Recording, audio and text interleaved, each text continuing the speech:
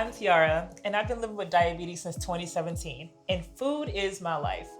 As someone who has eaten due to stress, anxiety, and sometimes even boredom, I understand that food can be both your best friend and your worst enemy. But as a nutrition educator, I want to share how cooking creatively and making slight adjustments can help you become your healthiest self. You can live with diabetes and still eat the foods you love. It's about finding foods that bring you joy and represent who you are and who you want to be.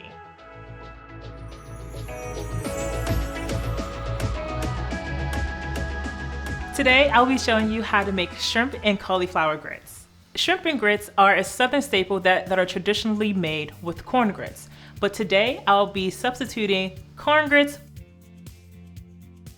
for mashed cauliflower. This helps me enjoy this cultural dish without spiking my blood sugar.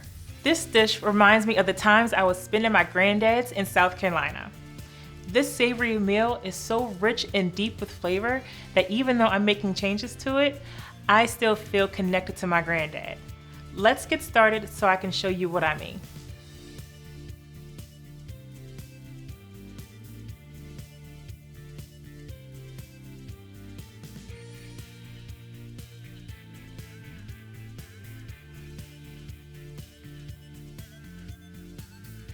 We're gonna start off by making the cauliflower grits. I used frozen rice cauliflower, which you can find in any local market. They're all carrying them nowadays, and they do all the work for you. Then I popped them into the microwave just for a few minutes to let them steam, and then I ran them in the food processor until they were nice and smooth. And this is what I have. I'm gonna heat this pot up until medium-high heat. And then I'm gonna put in the rice cauliflower or cauliflower grits into the pan.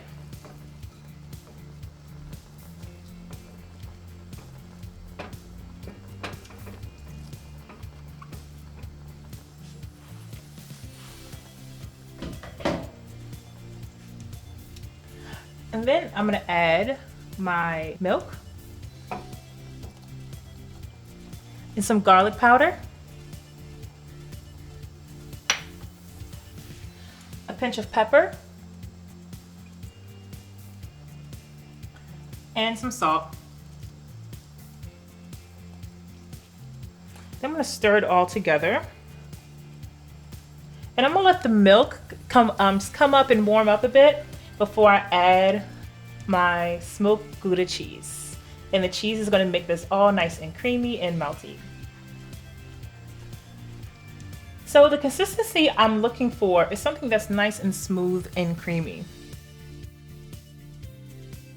Cauliflower is such a great substitute to use because it has such a neutral flavor, meaning that it'll take on the flavors that you choose to add to it. So for me, for this dish, I like to add some garlic powder, some salt, and some pepper. Next, we're gonna add the cheese. I'm using smoked Gouda cheese, but you can feel free to use whatever cheese that you like. I've also made this with cheddar cheese, Parmesan cheese, Pecorino Romano.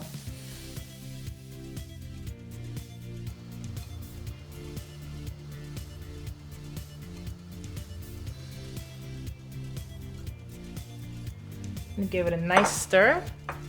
I'm gonna stir in the Gouda cheese until it's nice and melted into the cauliflower and it comes out really nice and creamy.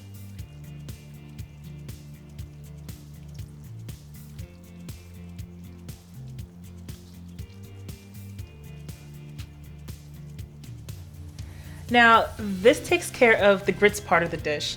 Now I'm going to show you the shrimp part. I'm gonna turn up my heat to about medium-high heat. Fry up some bacon. I'm gonna take several pieces of thick cut bacon.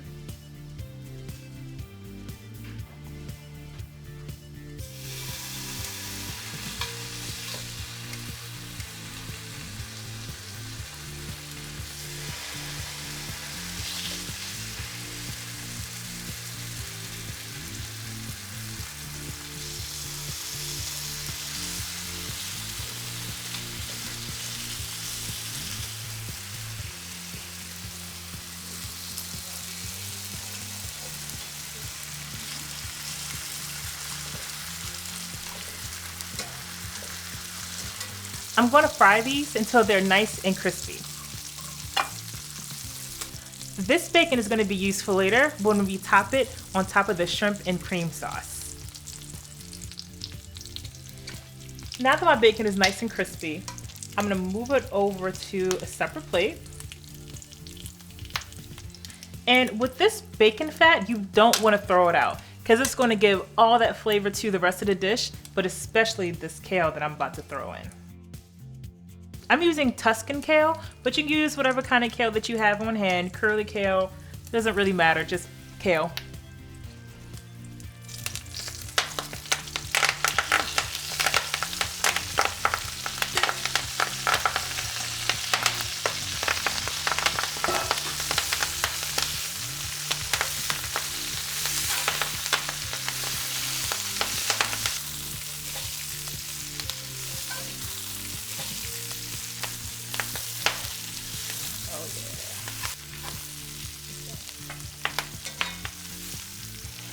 I just sauteed the kale and I'm going to move it over here into this bowl and set it to the side.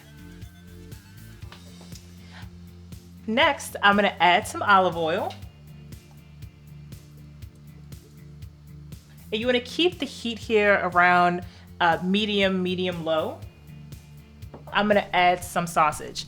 I'm using turkey kielbasa today, but you can also use whatever type of sausage that you like. You can use andouille sausage, which will give you a nice smoked flavor, or you can go with regular kielbasa. Choose whatever type of sausage that you like.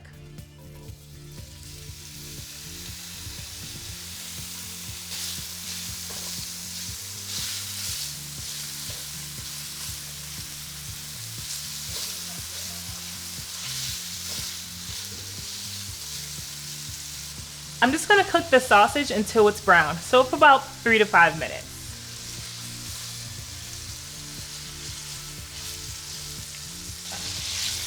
As I'm cooking this, I'm scraping up all that flavor from the pan. So those brown bits, that's really just gonna add so much nice, delicious flavor to this dish. All right.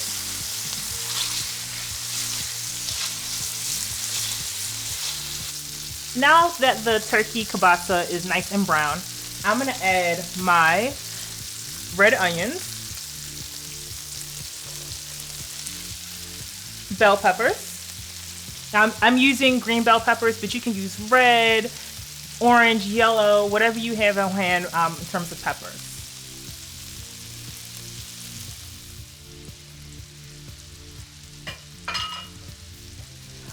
And minced garlic. Now I'm going to give it a stir.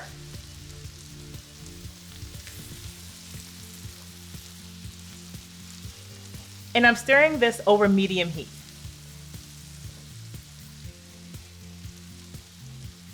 I want the onions to soften a bit. Now I'm going to put in my shrimp. I am using medium-sized shrimp that are peeled and deveined. I'm also leaving the tail on, but if you wanted to take it off, that's also okay. It's totally up to you. I'm going to add salt and pepper.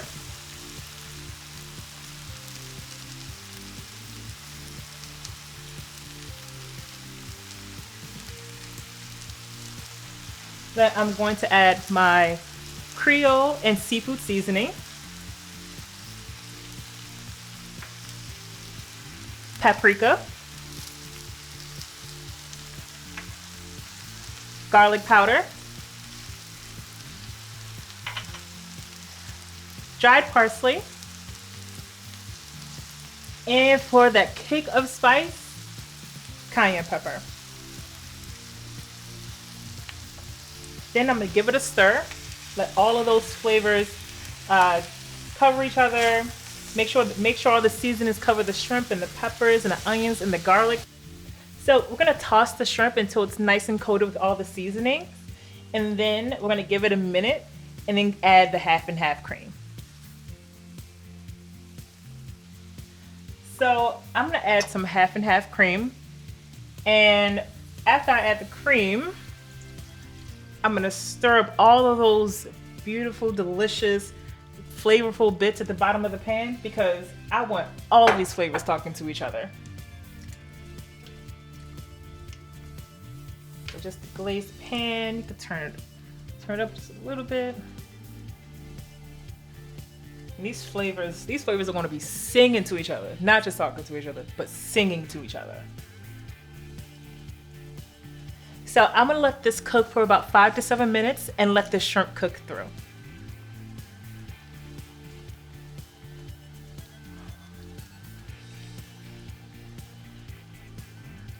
While this is cooking, I'm gonna show you how to make a slurry. A slurry is something that you can use to thicken up any liquid in any kind of dish. You're gonna use cornstarch. The cornstarch has to go in cold water so that way it can mix smoothly. But before you put in your slurry, you wanna make sure that any liquid that you're using is boiling, just so that way you can activate the slurry and thicken it up. Next, I'm gonna add my slurry to my sauce.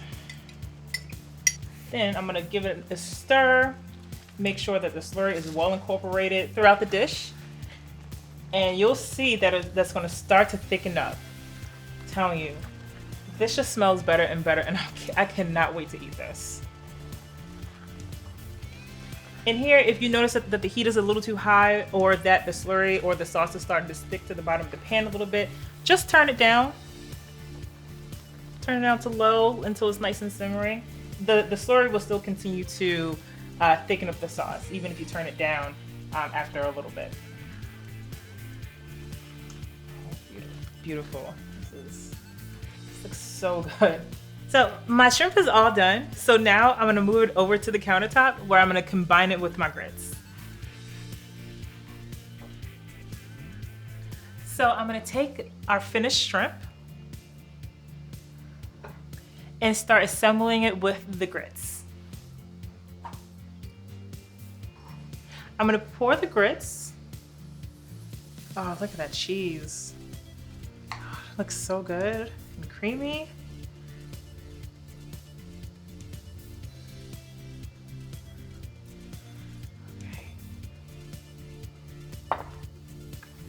And now I can't wait to do this. I want to put the shrimp on top of the grits.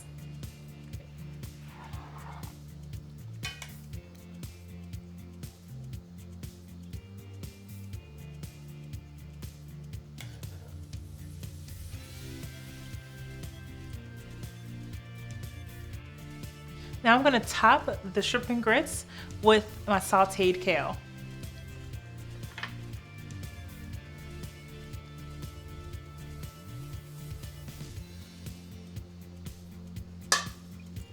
Beautiful color. Really contrasts with the pinkness of the shrimp. This looks amazing.